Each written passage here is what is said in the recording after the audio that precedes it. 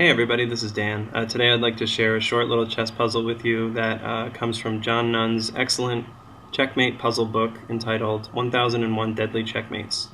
That book categorizes the puzzles by difficulty from 1 point for the easiest to 5 points for the most difficult puzzles. This particular puzzle is a 2-point puzzle. So in this position that we have set up here, it's black to move. Please take a minute to think, if you were black in this position, how would you continue? So what is the best continuation for black?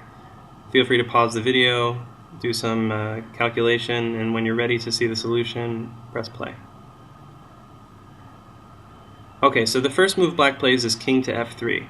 This is an important move because now white's king doesn't have any legal moves. The black king is preventing white's king from advancing to e2 or g2, and also from capturing the pawn at f2, because the black king guards e2, f2, and g2. And black's pawn on f2 is preventing white's king from moving to either e1 or g1. So the long and short of it is, white has no legal king moves, and so is forced to make the only legal move in this position, which is pawn to h5. Now, black has two options here, one of which is not so good, but might be tempting, and that one is taking the pawn by g takes h5. But what happens here is that this is actually a stalemate and therefore a drawn game, because it's white's turn to play. White has no legal moves, but white is not in check, so the game is a draw by stalemate. So this is to be avoided.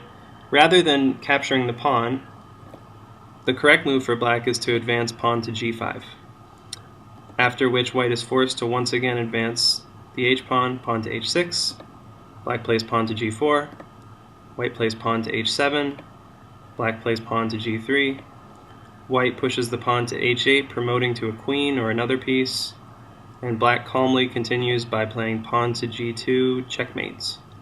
So black actually wins despite the fact that white was able to promote the pawn. So, going back, we'll see the checkmating sequence one more time.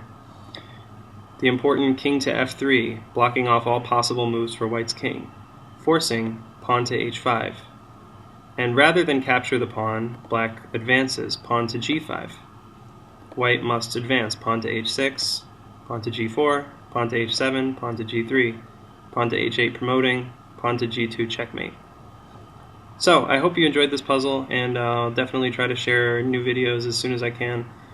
Please feel free to subscribe, to like the videos. Any support you can give me would be very much appreciated, and I will hope to hear from you, and I'll definitely see you in the future for the next video.